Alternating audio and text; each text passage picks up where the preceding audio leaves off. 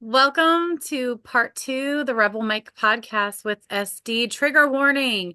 We are still talking about child sexual abuse and the legal side of it, but there still could be some triggering information on this podcast. So if you will be triggered by the topic of child sexual abuse, please exit the podcast now. Goodbye. Okay. They've had sufficient warning. Welcome back, SD, for part two. And we decided to wing it tonight. So I don't have notes like I did for the last part one. But your legal journey to go after your abuser, you did that 39 years later. Mm-hmm. And I want to talk about the legal process. So you had to get this information in front of the justice system. And I want you to talk about how that came to be, how it came to be that you had evidence to get an actual case started, because this is huge. People pay attention to what he did. Let's start with your contact with your abuser. So can we go back a little bit? You go wherever you want to go. Okay. So, well, no, it did start with that. We talked about in the past one the dogs and breaking the chains. It didn't start out as we're going after him. It didn't start out that way. It was kind of an evolution process that I didn't anticipate. I didn't know. It wasn't a plan, but it worked out. So the initial was to I lived in Houston. He lived up in Wyoming. I didn't have the opportunity to face to face. I didn't feel like doing, I don't know why I didn't feel like doing a phone call. I didn't even know how to get hold of him. So, yay, social media. I got on Facebook and I found a page that him and his wife had together. And so I just reached out, hey, is this da da da? Blah, blah, blah. And his wife came back and said, no, this is his wife. What do you need? I didn't tell her. I said, well, I just need to talk to him about some old business. Anyway, she gave me his phone number. They had a back and forth. He ended up telling her, which is interesting. That helped later in the court case. That was an admission. But I confronted him through text. And when I first started this, it was just like, it was going to be like, hey, I want an apology. Tell me you did what's wrong, blah, blah, blah, blah, blah. I don't know why. I walked him through everything. Hey, why did you do what you did to me? You knew it was wrong. Yes, I knew it was wrong. But why did you take me in these buildings and rape me? Why did you put your penis in me? Yeah, I knew it was wrong. I shouldn't have done that to you. Okay, but if you knew it was wrong and you shouldn't have done it, why did you keep coming back over and over and over? I don't know why I kept coming back and doing that to you over and over and over. And I literally, without knowing what I was doing, built a case from beginning to end. If he was in an interrogation room and he was handed a paper of all the details, it wasn't planned. I just brought up step by step, and everything I said, he came back, was an admission, was an admission, was an admission, was an admission. And then pretty soon I had the whole story. The whole story. I had the whole thing. And that was it. I was good with that. I felt validated. It was like, okay, I wasn't in the wrong. It wasn't my fault. He knew it was wrong. I'm good. And I sat on it and I sat on it. And I was like, I wonder. Then it was almost, I was sitting one day and it was like, I'm carrying physical scars, cuts. We didn't even talk about the suicide, how many times I had we didn't even go into that the last podcast. We didn't talk about the missed opportunities, the failed marriages, the failed relationships, the alcohol. I'm like, I had to carry all that. And this joker's running around having the time of his life. I was like, this is crap. Why am I bearing all the responsibility for something that wasn't my fault? Well, and something that shocks me, and we don't have to name the organization, but he was running an organization that involved children, right? Yeah, at one point they had a little rodeo school with, and that was in the newspaper. I'm not making it up. You can look it up. So I'm going to be careful what I say Yeah, let's be careful with names and stuff. That's why I said I'm not going to because push for the organization name. But his this stupid ass gentleman was working there. with children, Yeah, and he was known in the community as being this great guy. And big shot in the community. Money man, money man. One of the super special good old boy club. Yeah, it was a big deal. So yeah, yeah, I did through text message without proof. You're not going to do it. I didn't start out to do it, and hopefully now it's a case file, which is really cool. Um, I took that, and what was interesting, um, I started looking up law. I started researching law. I'm not a lawyer. I was just curious. I wanted to know what are the statute of limitations in Wyoming. Zero. There are zero statute of limitations on rape in Wyoming. I think it's one of the only states like that. Other states have 5 years, 10 years, 15 years. It just, whatever, whatever. And so I was just, once I get my mind hooked on something, you know, accountability, anger, I was like, I wonder what would happen if I presented the text messages, gave them to the, ended up being the sheriff department of that county, of that town. And that's where the crap show started. That's where the fight actually started. Getting the text messages, which is evidence, that was pretty easy. The fight, that's where the fight started. That's where, um, if you do this, this is where you buckle in. You're going to be riding for a long time. so we had So talked. I don't know where to go here. There's a fork in the road, and both are equally important. So we'll just go with one. So you got it to the sheriff, got and to it wasn't an easy road here. So what did they first do? Did they try to talk you out of it? Were they um, supportive? this is not a case. This isn't evidence. Um, this will never happen. We know him. It was a long time ago. It was really every excuse not to do anything, So and they it tried was to get you to give up right here. right there, right there. And I fought him. Um, they gave the case, and I didn't know this was relevant. They gave the case to a rookie, howdy doody, Humpty Dumpty, wasn't very intelligent, had no training in interrogation. The questions he asked me after later we'll talk about getting re-questioned. He didn't take my statement. He didn't even write down my statement. He asked me he asked me a question. This is I promise you, when he put it in your mouth, what was it like? Do you understand how perverse that is? Yeah. Describe it. What was it like? What did it when I got in, not interrogated, when I got questioned later? I'll tell you some of the answers. Um, they, after quite a few weeks of calling and calling and harassing them, and I was harassing him, I was pushing him, whatever you want to call it. They finally brought him in, and he came in with his lawyer. Um, I asked how it went. They said, we can't tell you what it was like, but his lawyer did not help him at all, and he basically sang like a songbird. He admitted everything. That's what the deputy told me, um, who's no longer with the sheriff's department. But anyway,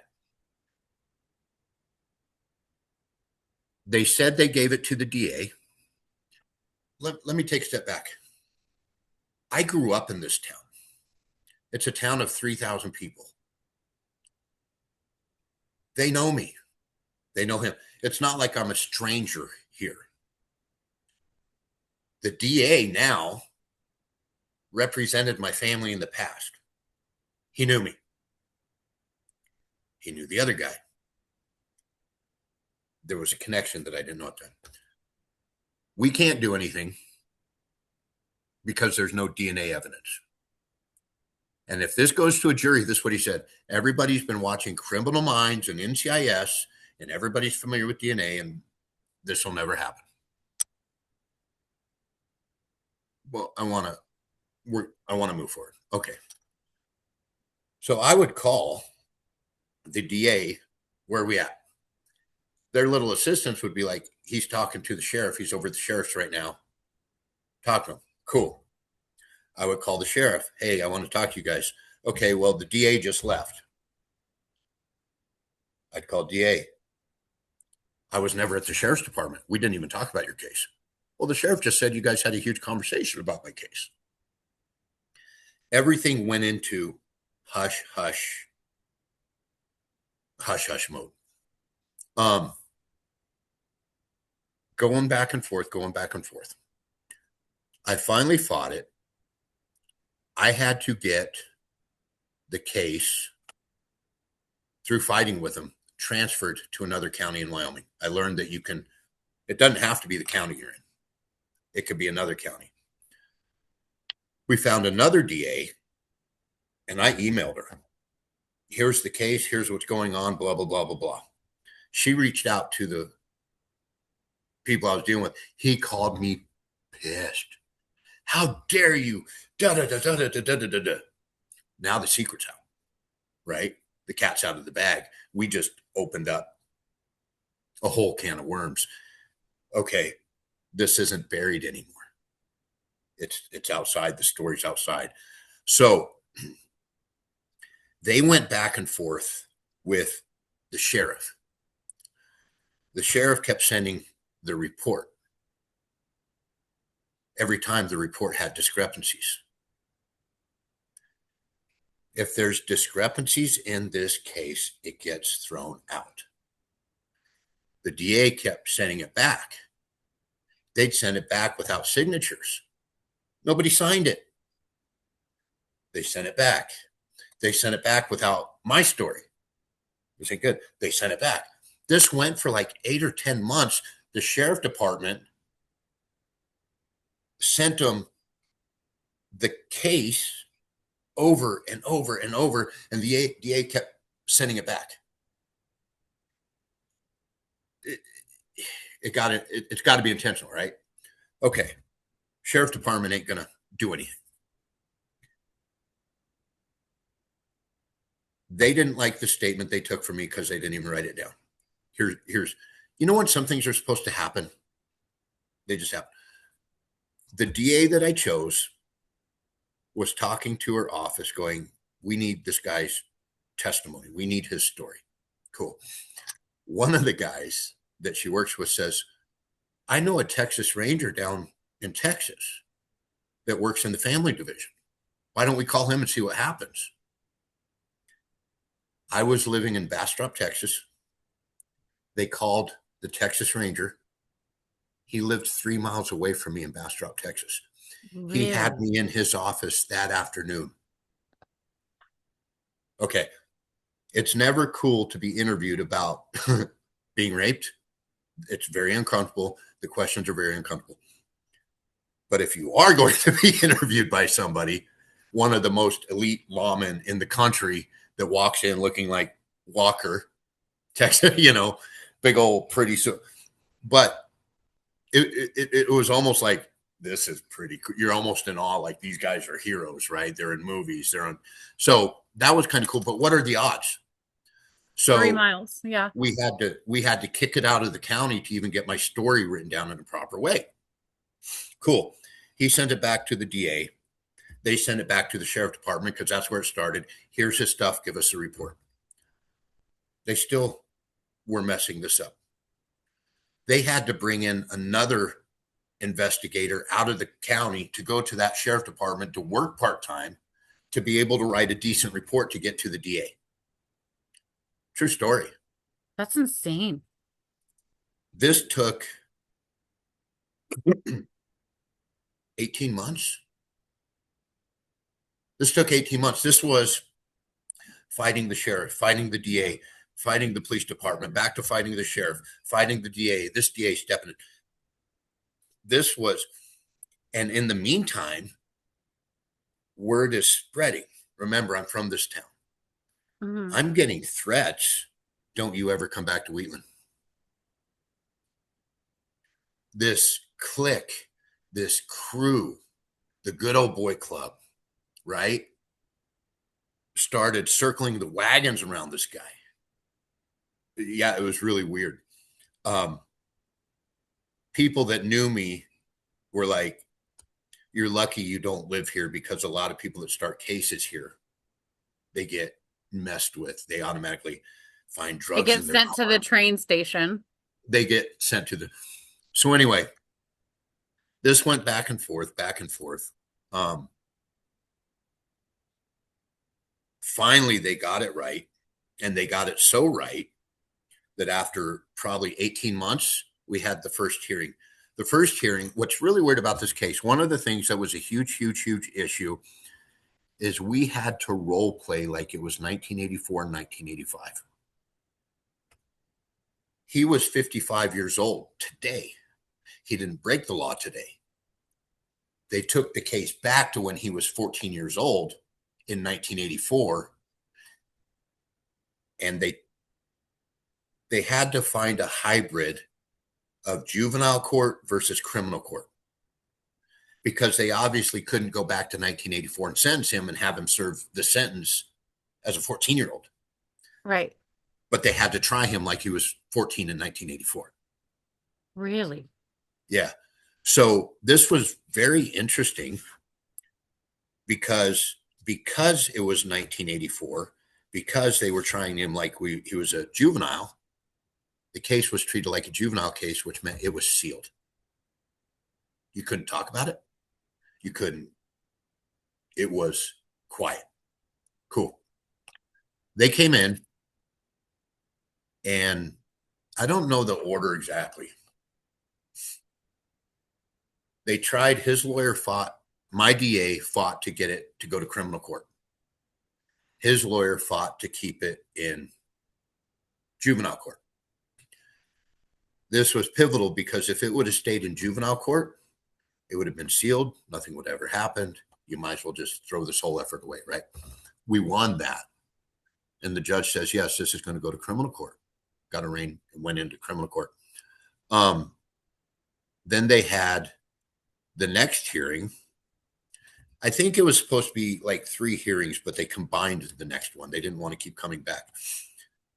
My DA done such a good job with those text messages and my story and all the investigation. He actually came in and just pled guilty. Really? But to get him to, here's where, if you're going to do this, you're never going to get the justice you seek. They have very different intentions. They want to get a prosecution. You want a full prosecution. You want the highest accountability ever. They want to close the case without going to trial.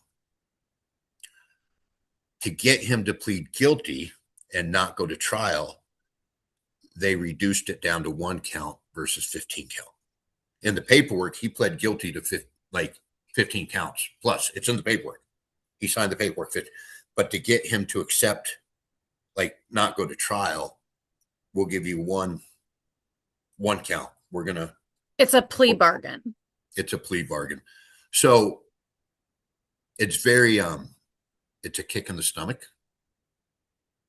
And then they start negotiating, like, part of that plea bargain. Here's going to be the punishment. This is going to be the punishment, whatever, whatever, whatever. But by the time he pled guilty, not one piece of that case, stayed in that county. The fight, every piece of that case that needed to be done, I had to fight to get it outside of the county. I think around 18 or 20 months, got the guilty, and then right at like 24 months, which was literally the 40-year anniversary from when I got raped, we went in for sentencing and he went through the sentencing. And, but some interesting things about this, you as the victim very much get treated as if you committed the crime.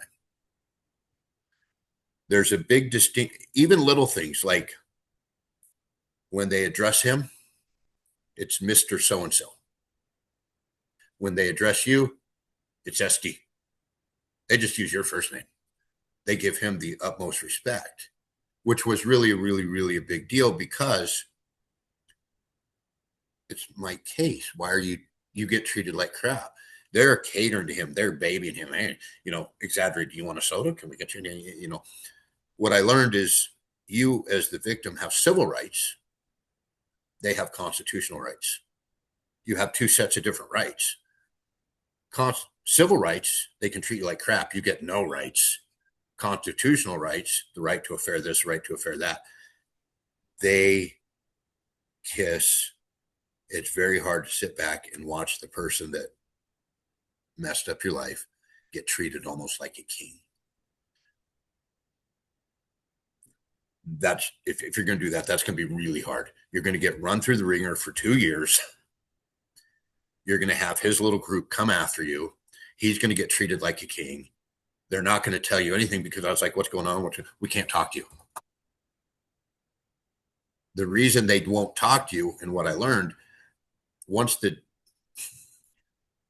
there's no statute of limitations for the state of Wyoming to take him to trial.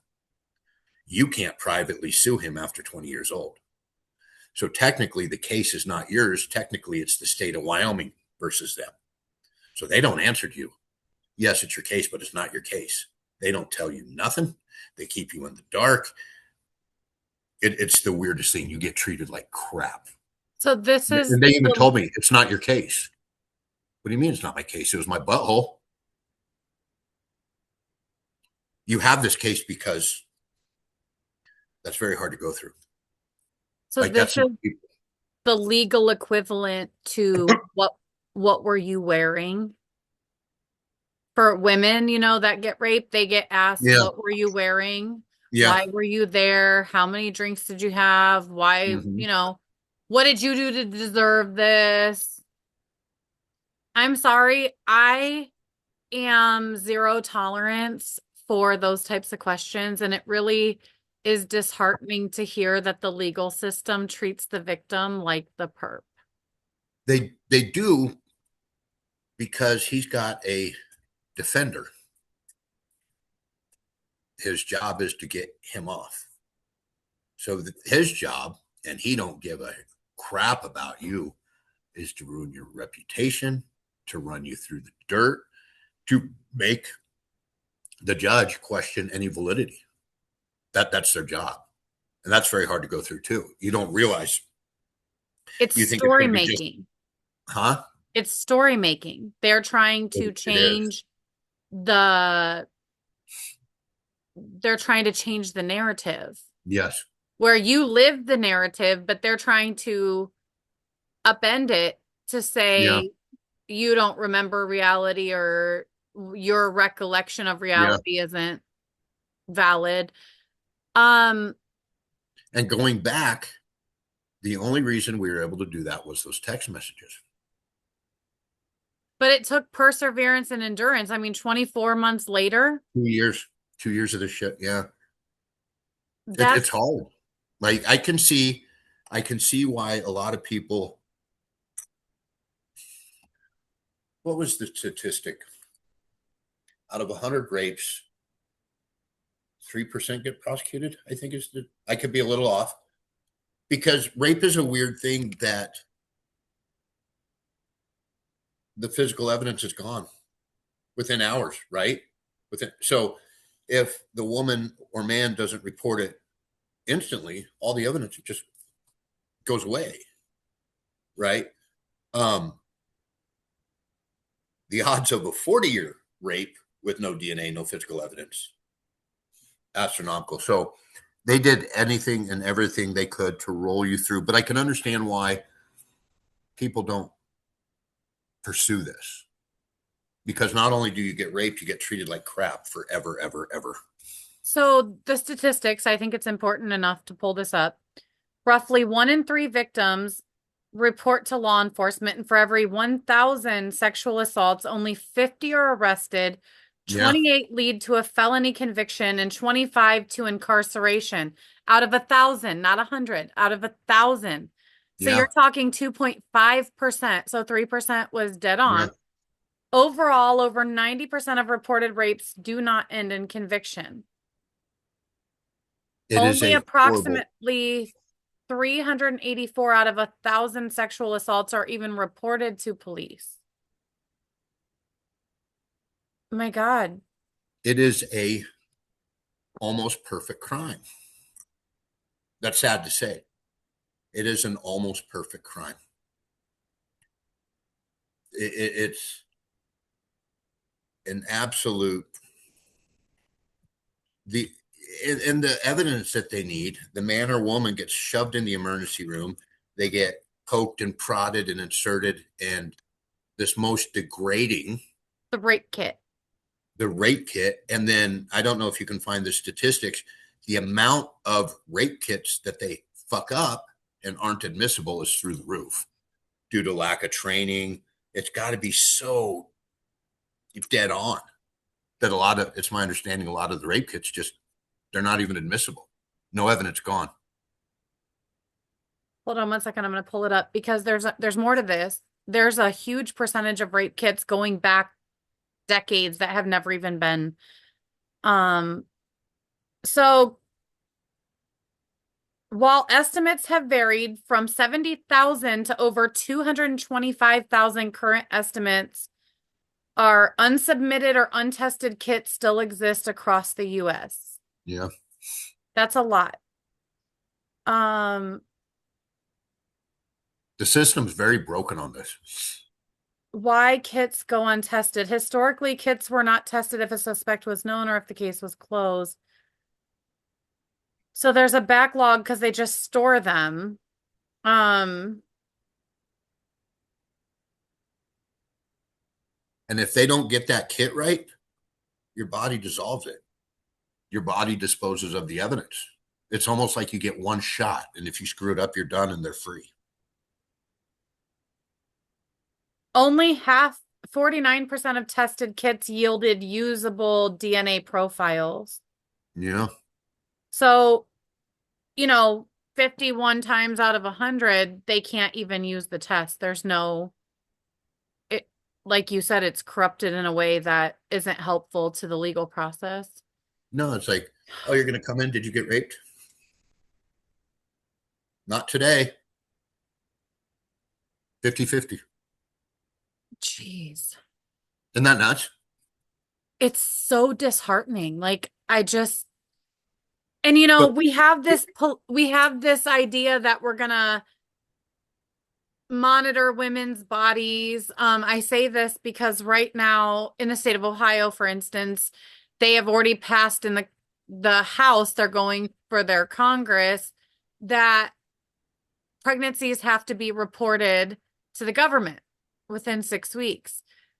We're reporting pregnancies, like we're going back in time here for women. yeah, But then you look at it and you're like, you can't even prevent women from being raped, or men. or You men. you can't get prosecutions on the damage done to women, but you want to prosecute women for what happens with their bodies, right? Mhm. So like, I don't care how you feel about Roe v. Wade, okay? Whether you're for it or against it, immaterial to me. I think it's a personal conviction and like, I support that.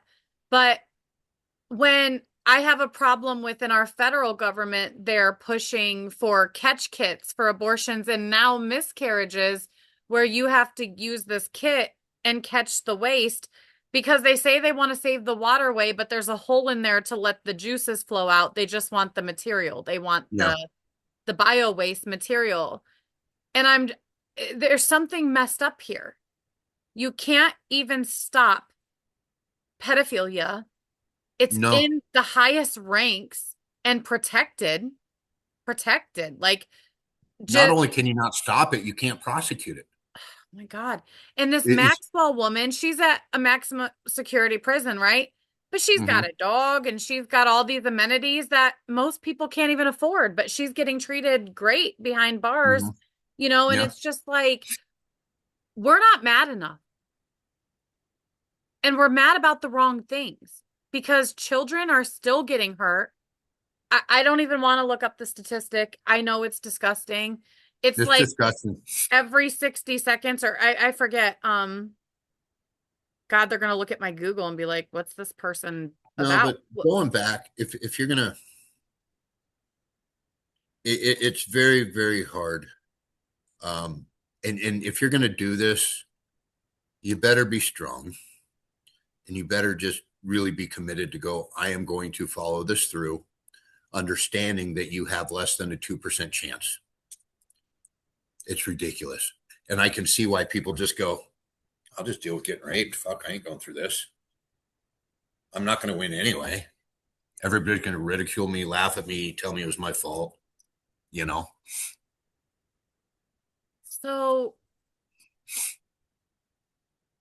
does it re-trauma, like, are you re-traumatized by the process? Were there things you went through mentally, emotionally, physically while this was taking 2 years to come to a head in court? Were there things you were going through? you don't. Yeah, it wasn't so much the trauma or the rape. It was the, why are people coming after you? Why is the court system? It's almost like we didn't have to prove him guilty. They just had, like, it was almost like a one-sided game, and why are you getting accused, or it's your fault, and friends and family are coming after you. It that's what hurt. It was like, okay, well, I didn't matter when I was 8 years old, and I don't matter now. That's what you have to deal with, because they really make you feel like you don't matter. I'm so sorry. And it is what it is. Now we can talk about it. It's good. Yeah, it just, And it's a very heartless system, it because is. regardless of what you think about the judges and the lawyer, they have seen anything and everything over their 30, 40-year career. They've seen Yeah. it all. You want them to show some emotion or feel the emotion that you have, or show the urgency that you have. To you, this is the biggest thing in the world. You've never been through it before. To them, they're so acclimated to just seeing this stuff. They're just cold. Does that make sense? And that's hard to deal with too. Once again, you don't matter. So you try to understand that, okay, well, you know, they're just cold. It's business to them. So you have to deal that it's business to them and personal to you. And that's a hard line to separate. If you had to give advice, though, I mean, I know you've already given some pointers, but do you still see the value in going after it? There is going to be, it's not going to be, when I first started it, I thought there was going to be retribution. He was going to pay the ultimate price for what he did to me. He's going to prison. He's going to get shanked. They're going to kill him. It doesn't happen that way. There's plea deals. They just want the prosecution. They don't want to go to trial. They want to get it in and out. He ended up getting probation, psychosexual therapy, huge lie detector test, can't be around kids for 3 years. He got the sentence of the 14-year-old to 18 years old, 15 to 18. That's why 3 years, 15 to 18. He got that sentence moved forward, right? What is very important, and what you will get out of it, you'll get your validation. If you get away from the thought he's going to get shanked and you're going to get retribution and the world's going to be fair, you're never going to get retribution. What happened to you still happened to you. The things you deal with, you still deal with. You got to get comfortable with the fact that I'm going to get acknowledged and validated for how I feel and what happened. And as little as that might seem, it is monumental for getting past it. Breaking that chain, they don't have the power. You stood up to them is massive in your mind. Like, so you will get those wins. Retribution is for him to go through. We don't care what he goes through. You need to care what you go through. You need that win for you. You need to break that chain. You need to have the authority. You need to control your narrative. It's like forgiveness. Remember that you're the Rottweiler, not the Chihuahua. Yes, it's like forgiveness. You don't forgive people for them. You forgive people for you so you can put down that rock. They're not carrying a rock. You're carrying the rock. Forgiveness is for you. So it's the same with the case. You're not, him getting shanked might be cool, but it doesn't help you mentally. So you got to understand what helps you mentally. And that's going to be breaking the bond, standing up to them, being validated. Those are three things that will just help you start stepping forward in a huge way. Did he And ever that's what you get out of apologize? it. Hmm? Did he ever apologize? Like a true, sincere, like, or just this shouldn't No, have happened. I actually, shouldn't have done it. this arrogant, narcissistic prick stood up in court and was bragging about how much he won in the rodeo, and this never would have happened if he wasn't going through divorce. And it's just, we were just playing house. That's what he said in court.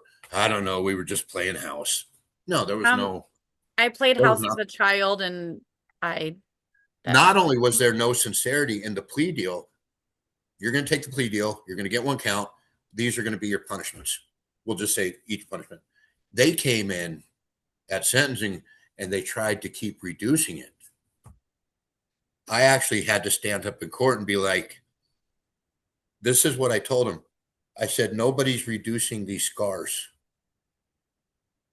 Nobody's reducing the times I tried to commit suicide. Nobody's reducing all the money I spent on alcohol or the lost job opportunities. Nobody's reducing that. And I still have to live with it. How dare them ask for a reduction? Judge was like, you're right. We're not, so the arrogance to even come in there and go, no, we don't want, no, I know we agreed to a sentence, but now we don't want to be held accountable anymore. So no, that right there showed there was no sorrow. It was all about saving my ass. Him. well, and I want the viewer to understand their stuff I've left off the table, like speculation, right? Yeah. I don't know if you were his only victim, and we can't really speculate about that because it is a No. case that people can look up. But I will say this is a recidivism issue that Statistically. statistically, Yeah. I doubt you were the only victim. Statistically, these are the people working with children. Okay. Yeah. He ran a rodeo school for children who predominantly does rodeo. There's a lot of females in rodeo, but predominantly it is males. Okay. Yeah. Um, so when you are just leaving your children places, please, please just don't be the parent that sits No. there. I had a talk with a swimming program and they were like, we don't allow parents. And I was like, okay, well, then don't take my money. Yeah. And they even offered me a job. They're like, well, what if we put you in the pool? And I'm like, I should not be teaching children to swim. Like I learned to swim by jumping in myself when I was like Yeah. 14. And I don't leave my children with anyone because I know that the monsters don't look like monsters. Sometimes they look like sweet little old people. Women are monsters too. Women are increasingly being shown to be doing stuff to middle schoolers and high schoolers, okay? Your boys and your girls need conversations, healthy outlets to come to you, and you should be the biggest dog on the block for your children. If somebody's doing something to your children, fight. I don't ruthlessly. And I think a lot of parents, it's a shameful thing, right? Like, shh, we don't want to talk about this. And I can't tell you how many males I've talked to. And I will say this, of the males I've talked to, none of them became the monster. They were brutally brutalized, some by their Boy Scout people, Yeah. somebody they knew, farmer down the road, um, people they trusted that had access to them, that was trustworthy access. You know, the farmer down the road, he's helping me with farm work.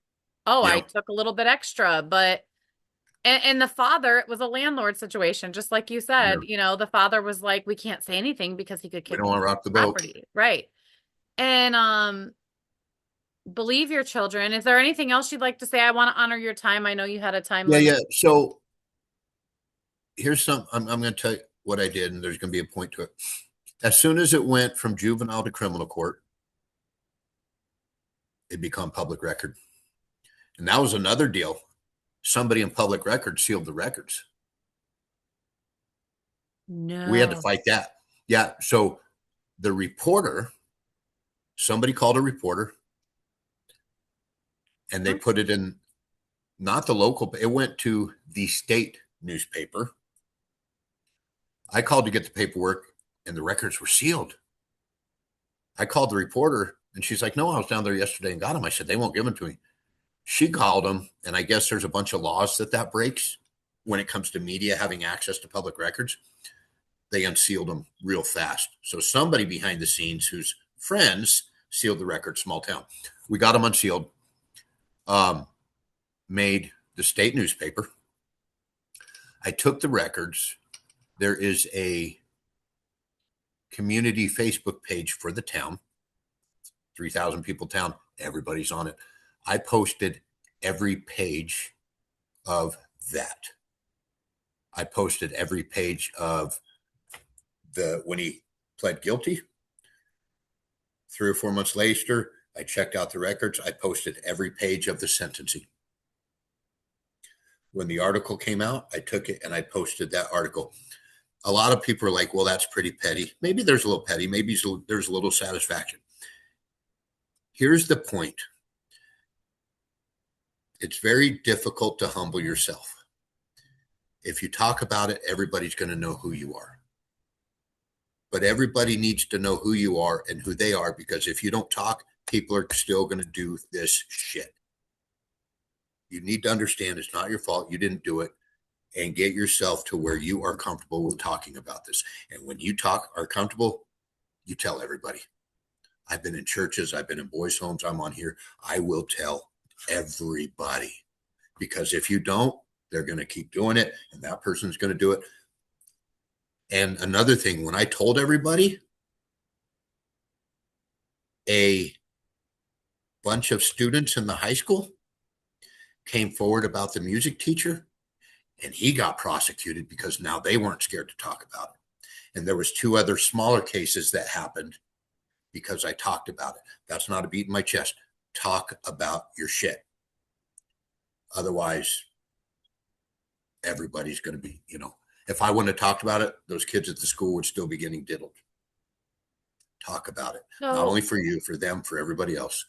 I know we've only got a couple minutes left, but you have dealt with troubled teens, right? Like you Mm-hmm. gave speeches in Oh, juvenile yeah. detention homes. Do you want to talk Mm-hmm. about that at all? Or just that it's been your mission to give back, even though, No. Well, so one, people always say, if you have faith, I'm not going to get into a faith. I have my faith. Why would you let me go through this? Why didn't you stop it? For me, there's going to be another point.